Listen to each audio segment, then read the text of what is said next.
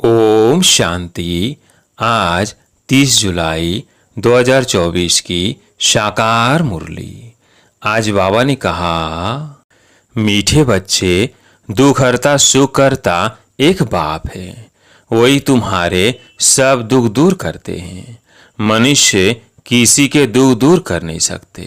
प्रश्न, विश्व में अशांति का कारण क्या है? शांति स्थापन कैसे होगी?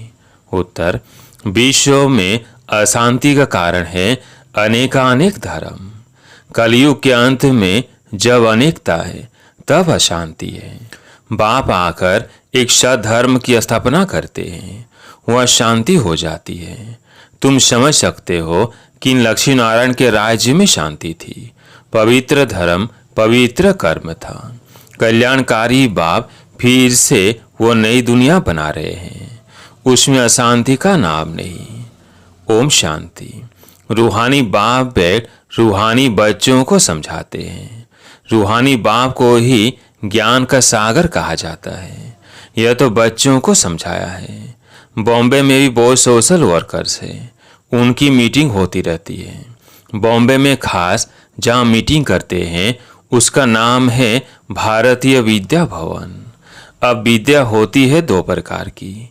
एक है जिस्मानी विद्या, जो स्कूलों कॉलेजों में दी जाती है, अब उसको विद्या भवन कहते हैं। जरूर वहाँ कोई दूसरी चीज है। अब विद्या किसको कहा जाता है यह तो मनुष्य जानते ही नहीं। यह तो रूहानी विद्या भवन होना चाहिए। विद्या ज्ञान को कहा जाता है। परम पिता परमात्मा ही ज्ञान सागर है। श्री कृष्ण को ज्ञान का सागर नहीं कहेंगे।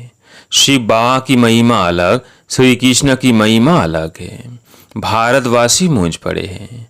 गीता का भगवान श्री कृष्ण को समझ बैठे हैं तो विद्या भवन आदि खोलते रहते हैं, समझते कुछ भी नहीं। विद्या है गीता का ज्ञान। वो ज्ञान तो है ही एक बाप में, जिसको ज्ञान का सागर कहा जाता है, जिसे मनुष्य मात्र जानते नहीं है। भारतवासियों का धर्म शास्त्र तो वास्तव में है ही एक सर्वशास्त्रमयी शिरोमणि भगवद गीता। अब भगवान किसको कहा जाए वो भी इस समय भारतवासी समझते नहीं। या तो श्री कृष्ण को कह देते हैं, या राम को, या अपने कोई परमात्मा कह देते हैं। अब तो समय भी तमो प्रधान है। रावण राज्य है ना। तुम बच्चे जब किसको समझाते हो तो बोलो शिव भगवानु बाज। पहले तो ये समझे कि ज्ञान सागर एक ही परम पिता परमात्मा है, जिसका नाम है शिव। शिवरात्रि भी मनाते हैं, परंतु किसको भी समझ नहीं आता है। जरूर शिव आया हुआ है तब तो रात्रि मनाते हैं। शिव कौन है यह भी नहीं जानते। बाप कहते हैं भगवान तो सबका एक ही है, सब आत्माएं भाई भाई हैं। आत्माओं का बाप एक ही परम पिता परमात्मा है, उनको ही ज्ञान का सागर कहेंगे। देवताओं में यह ज्ञान है नहीं। कौन सा ज्ञान? रचयिता और रचना के आदि मध्यंत का ज्ञान कोई मनुष्य मात्र में नहीं है। कहते भी है प्राचीन ऋषि मुनि नहीं जानते थे। प्राचीन का भी अर्थ नहीं जानते। सतयुग त्रेता हुआ प्राचीन, सतयुग है नई दुनिया। वहाँ तो ऋषि मुनि थे ही नहीं। यह ऋषि मुनि आदि सब बाद में आए हैं। वो अभी इस ज्ञान को नहीं जानते। नेति नेति कह देते हैं, वो ही जानते नहीं तो भारतवासी जब तमोगुणी हो गए हैं वो कैसे जान सकते? इस समय साइंस का घमंड भी कितना है। इस साइंस द्वारा समझते हैं भारत स्वर्ग बन गया है। इसको माया का पंप कहा जाता है। फॉल ऑफ पंप का एक नाटक भी है। कहते भी हैं कि इस समय भारत का पतन है, सतयुग में उत्थान है, अब पतन है। यह कोई स्वर्ग थोड़ी है, यह तो माया का पंप है। इनको खत्म होना ही है। मनुष्य समझते विमान है, बड़े बड़े महल, बिजलियां है, यही स्वर्ग है। कोई मरता है तो भी कहते स्वर्गवासी हुआ। इससे भी समझते नहीं कि स्वर्ग गया तो जरूर स्वर्ग कोई और है ना। यह तो रावण का पाप है। बेहद का बाप स्वर्ग की स्थापना कर रहे हैं। इस समय है चटा बेटी माया और ईश्वर की आसुरी दुनिया और ईश्वरीय दुनिया की। यह भी भारतवासियों को समझाना पड़े। दुख तो अर्जुन बहुत आने वाले हैं, अथाह दुख आना है। स्वर्ग तो होता ही है सतयुग में, कलयुग में हो न सके। यह भी किसको पता नहीं पुरुषोत्तम संगम युग किसको कहा जाता है। यही बाप समझाते हैं। ज्ञान है दिन और भक्ति है रात। अंधियारे में धक्के खाते रहते हैं। भगवान से मिलने के लिए कितने वेद शास्त्र आदि पढ़ते हैं। ब्रह्मा का दिन और रात सो ब्राह्मणों का दिन और रात। सच्चे मुख वंशावली ब्राह्मण तुम हो, वह तो है कलयुगी कुग वंशावली ब्राह्मण, और तुम हो पुरुषोत्तम संगम युगी ब्राह्मण। यह बातें और कोई नहीं जानते। यह बातें जब समझे तब बुद्धि में आए कि हम यह क्या कर रहे हैं। भारत सतो प्रधान था, जिसको स्वर्ग कहा जाता है, तो जरूर यह नरक है। तब तो नरक से स्वर्ग में जाते हैं। वहाँ शांति भी है तो सुख भी है। लक्ष्मी नारायण का राज्य है ना। तुम समझा सकते हो मनुष्यों की वृद्धि कैसे कम हो सकती है, अशांति कैसे कम हो सकती है। अशांति है ही पुरानी दुनिया कलयुग में, नई दुनिया में है ही शांति होती है। स्वर्ग में शांति है ना। उनको ही आदि सनातन देवी देवता धर्म कहा जाता है। हिंदू धर्म तो अभी का है, इनको आदि सनातन धर्म नहीं कह सकते। यह तो हिंदुस्तान के नाम पर हिंदू कह देते हैं। आदि सनातन देवी देवता धर्म था। वहाँ कंप्लीट पवित्रता, सुख, शांति, हेल्थ वेल्थ आदि सब था। अभी पुकारते हैं हम पतित हैं, हे पतित पावन आओ। अब प्रश्न है पतित पावन कौन। अब प्रश्न है पतित पावन कौन। श्री कृष्ण को तो नहीं कहेंगे। पतित पावन परमपिता परमात्मा ही ज्ञान का सागर है। वही आंख पढ़ाते हैं। ज्ञान को पढ़ाई कहा जाता है। सारा मदार है गीता पर। अभी तुम प्रदर्शनी, म्यूजियम आदि बनाते हो, लेकिन अभी तक बीके का अर्थ नहीं समझते। समझते हैं यह कोई नया धर्म है, सुनते हैं समझते कुछ नहीं। बाप ने कहा है बिल्कुल ही तमो प्रधान पत्थर बुद्धि है। इस समय साइंस घमंडी ही बहुत बन गए हैं। साइंस से ही अपना विनाश कर लेते हैं तो पत्थर बुद्धि कहेंगे ना, पारस बुद्धि थोड़ी कहेंगे। बम शादी बनाते हैं अपने विनाश के लिए। ऐसे नहीं शंकर कोई विनाश करता है, नहीं, इन्होंने अपने विनाश के लिए सब बनाया है। परंतु तमो प्रधान पत्थर बुद्धि समझते नहीं है। जो कुछ बनाते हैं इस पुरानी सृष्टि के विनाश के लिए। विनाश हो तब फिर नई दुनिया की जय जयकार हो। वो तो समझते हैं स्त्रियों को दुख कैसे दूर करे। वो तो समझते हैं स्त्रियों का दुख दूर कैसे करे। परंतु मनुष्य थोड़ी किसका दुख दूर कर सकते हैं। दुख हरता सुख करता तो एक ही बाप है। देवताओं को भी नहीं कहेंगे। श्री कृष्ण भी देवता हो गया, भगवान नहीं कह सकते। यह भी समझते नहीं। जो समझते हैं वो ब्राह्मण बन औरों को भी समझाते रहते हैं। जो राज्य पद के अथवा आदि सनातन देवता धर्म के हैं वो निकल आते हैं। लक्ष्मी नारायण स्वर्ग के मालिक कैसे बने, क्या कर्म किया जो विश्व के मालिक बने। इस समय कलयुग अंत में तो अनेकानेक धर्म है तो अशांति है। नई दुनिया में ऐसे थोड़ी होता है। अभी यह है संगम युग, जबकि बाप आकर राजयुग सिखलाते हैं। बाप ही कर्म अकर्म विकर्म की नॉलेज सुनाते हैं। आत्मा शरीर लेकर कर्म करने आती है। सतयुग में जो कर्म करते वह अकर्म हो जाते हैं। वहाँ विकर्म होता नहीं, दुख होता ही नहीं। कर्म अकर्म विकर्म की गति बाप ही आकर अंत में सुनाते हैं।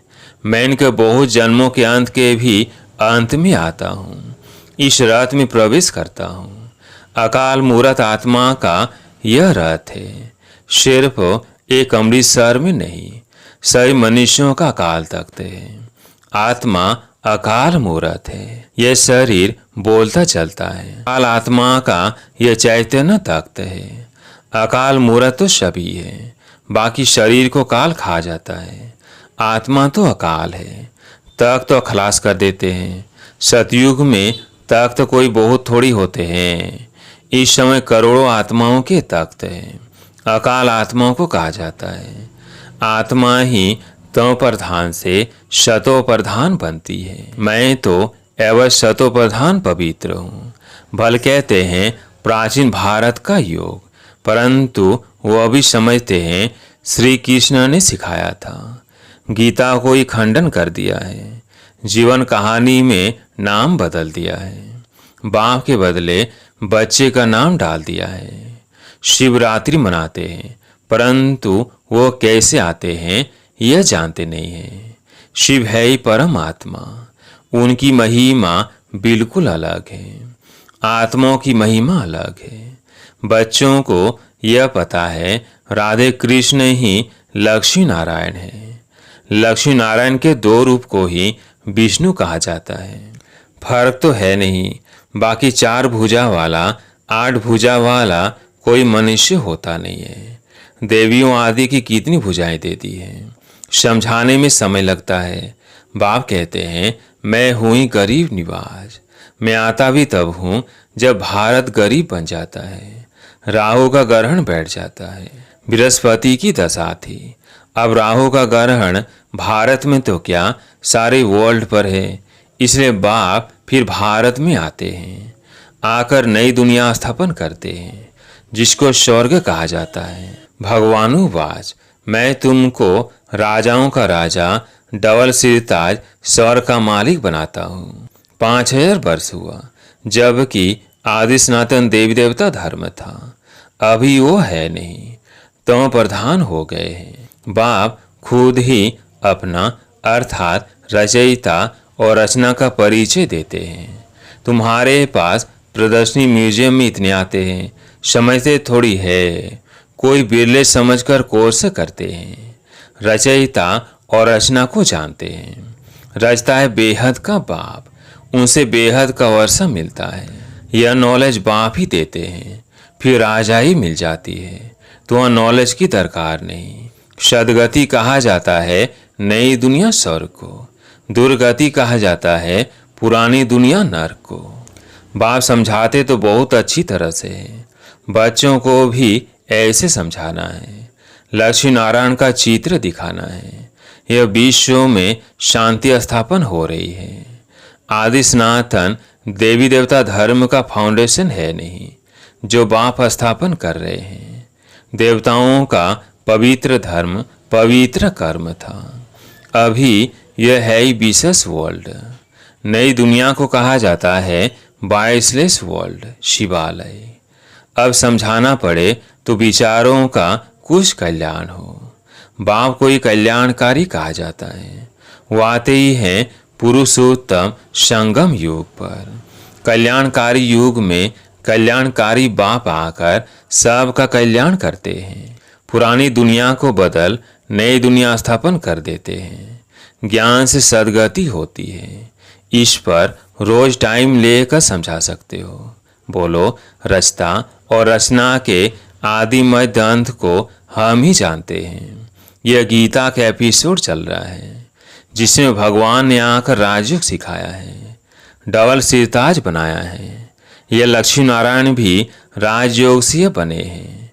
इस पुरुषोत्तम संगम युग पर बाप से राजयोग सीखते हैं। बाबा हर बात कितना सहज समझाते हैं। अच्छा, मीठे मीठे सिकिलते बच्चों प्रति माता पिता बाप दादा का याद प्यार और गुड मॉर्निंग। रूहानी बाप की रूहानी बच्चों को नमस्ते। हम रूहानी बच्चों की रूहानी बाप दादा को याद प्यार गुड मॉर्निंग नमस्ते नमस्ते। धारणा के लिए मुख्य सार। पहला पॉइंट है, राजयोग की पढ़ाई सोर्स ऑफ इनकम है, क्योंकि इससे हम राजाओं का राजा बनते हैं। यह रूहानी पढ़ाई रोज पढ़नी और पढ़ानी है। दूसरा पॉइंट है, सदा नशा रहे कि हम ब्राह्मण सच्चे मुख वंशावली हैं। हम कलयुगी रात से निकल दीन में आए हैं। यह कल्याणकारी पुरुषोत्तम युग, इसमें अपना और सर्व का कल्याण करना है। आज प्यारे मीठे बाबा का वरदान।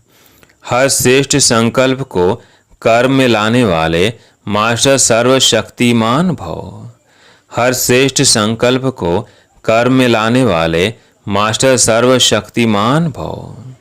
मास्टर सर्वशक्तिमान माना संकल्प और कर्म समान हो।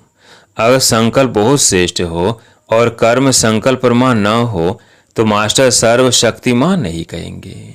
तो चेक करो, जो श्रेष्ठ संकल्प करते हैं वह कर्म तक आते हैं या नहीं। मास्टर सर्वशक्तिमान की निशानी है कि जो शक्ति जिस समय आवश्यक हो वह शक्ति कार्य में आए।